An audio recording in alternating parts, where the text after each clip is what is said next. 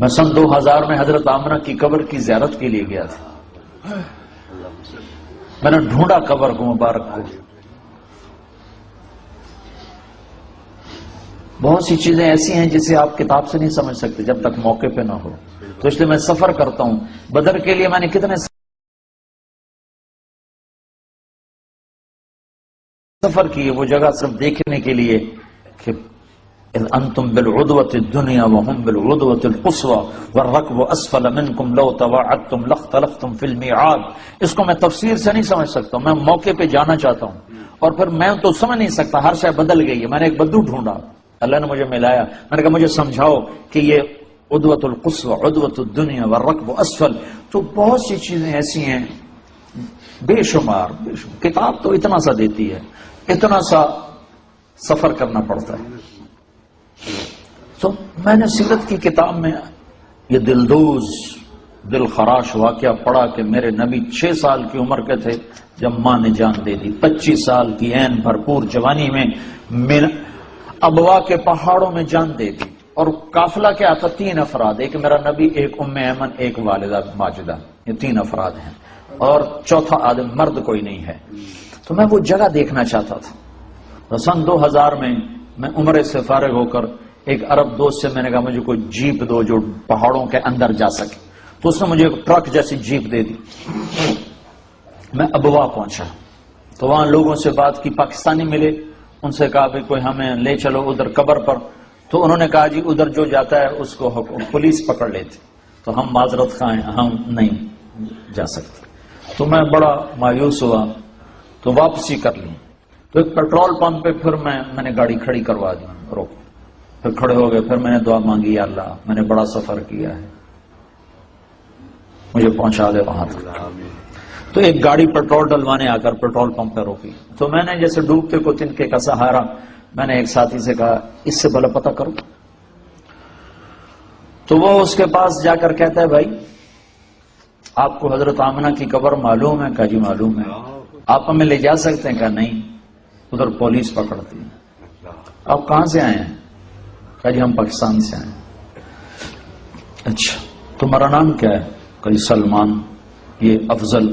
وہ میں گاڑی میں بیٹھا تھا, وہ اس کا کیا نام ہے؟ اب یہ اللہ غیبی نظام چلا رہا ہے. کہنے لگا وہ اس کا نام طارق جمیل ہے. وہ کہا ایسے ہوا طارق جمیل, وہ جس کی کیسٹیں چلتی ہیں یہ وہ ہے؟ ہاں یہ وہی ہے. اچھا اس کی کیسٹ تو میں ابھی اپنی گاڑی میں سن رہا ہوں. کہا میں تمہیں لے چلتا ہوں. انہیں گاڑی وہاں لاک کی اور ہمارے ساتھ بیٹھ گیا. کو 5 کلومیٹر ہم سڑک پہ چلے, پھر اندر اترے اور 5 کلومیٹر اندر, 5-10 مجھے یاد نہیں ہے.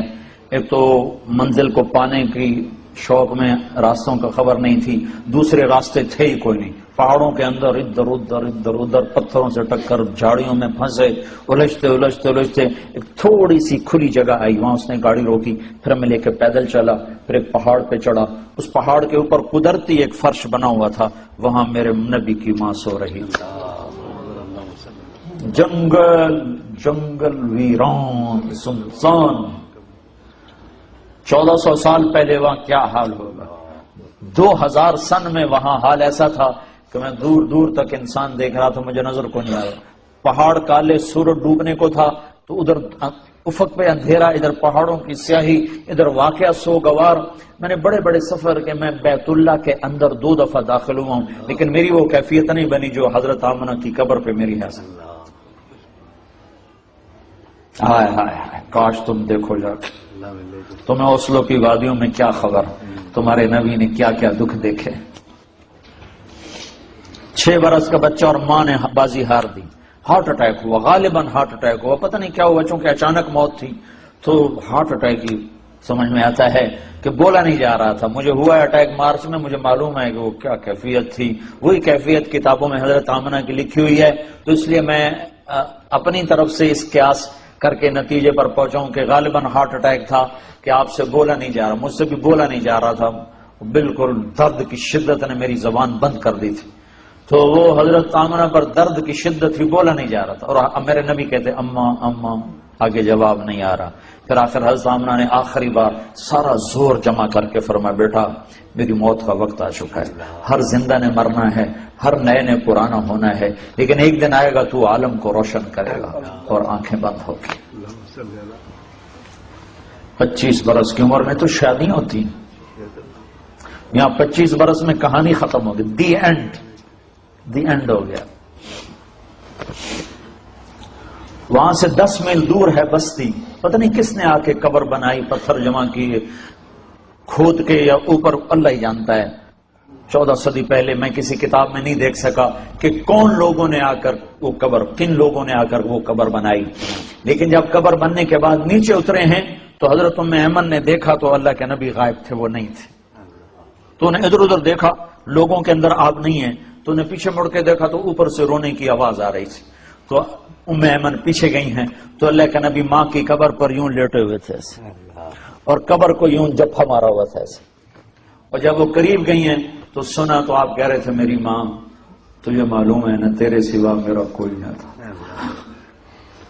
ہائے ہائے واہ یا رسول اللہ، باپ تو دیکھا ہی نہیں، 6 سال کی عمر میں ماں بھی اٹھ گئی، کہا ماں تجھے معلوم تھا نا تیرے سوا میرا کوئی نہ تھا، تو مجھے چھوڑ کے کیوں چلی گئی؟ میں تیرے بغیر مکے نہیں جاؤں گا، میں تیرے ساتھ جاؤں گا۔ یہ ماں سے باتیں ہو رہی اور نہیں پتا کہ یہاں بس مک گئی گل کہانی۔ تو ام ایمن نے پکڑا، کہا میرے بیٹے اٹھو، کہا نہیں ماں یہ بھی ماں ہے، انہوں نے بھی دودھ پلایا، میرے نبی کو 8 عورتوں نے دودھ پلایا ہے، ان میں ایک ام ایمن بھی ہے۔ تو کہا نہیں اماں مجھے چھوڑ دو، میں اپنی ماں کے بغیر نہیں جاؤں گا۔ زبردستی کھینچا ہے اللہ کے نبی۔ ہائے ہائے، میں نے یہ قصہ ہزاروں دفعہ سنایا ہے، ہزاروں دفعہ، اور میں ہر دفعہ روتا ہوں، ورنہ آدمی 2-4 دفعہ سنا کے آنسو خشک ہو جاتے ہیں، لیکن میرے ہر دفعہ آنسو تازہ ہو جاتے ہیں کہ میں نے پڑھا نہیں، میں نے وہ جگہ دیکھی ہے، میں نے سفر کیا، میں اس کی وحشت سمجھتا ہوں تو وہ کیا دکھ بھری گھاٹی تھی جو وہاں میرے نبی پر آئی۔ اور جب آپ نے حج کا سفر کیا کتنے سال گزر چکے؟ 56 سال گزر چکے ہیں۔ 56 سال کے بعد آپ نے حج کا سفر کیا ہے، تقریباً 57 سال، 63 سال کی عمر میں حج ہو رہا ہے، حج کے بعد انتقال ہو رہا ہے، 6 برس کی عمر تھی، 57 سال گزر چکے ہیں، اور آپ نے ابوا کے راستے سے مدینے سے مکے کا سفر کیا، اور جب ماں کی قبر کے پاس پہنچے تو خیمے لگنے تھے ابوا کے آگے جا کر وادی میں، شہر میں، لیکن آپ نے ابوا کی بجائے ماں کی قبر پر کہا ادھر ہی خیمے لگا دو۔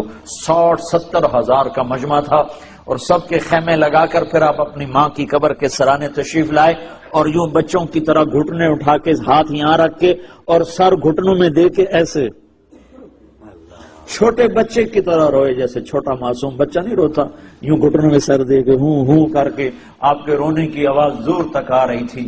اپنی ماں کا غم 57 سال کے بعد بھی تازہ ہے۔ وہ فریب خورد شاہی جو پلا ہو کر گسوں میں، اسے کیا خبر کہ کیا ہے رہو رسم شاہ بازی، جو غسلوں میں پلا ہو اسے کیا خبر دین کیا ہے، ماں کیا ہے، باپ کیا ہے، محبت کیا ہے۔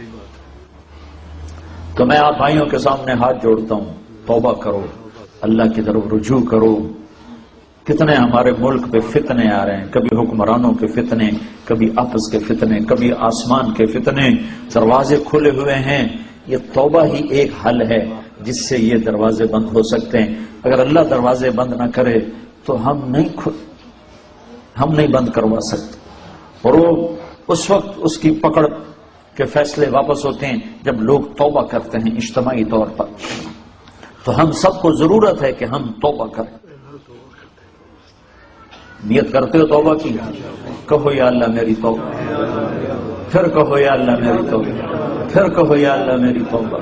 میں 3 دفعہ اس لیے کہلواتا ہوں کہ آخری دفعہ اللہ کرے آپ کے دل سے نکلے، آپ کا اندر بولے یا اللہ میری توبہ۔ اس کو لے کر ساری دنیا میں پھرو،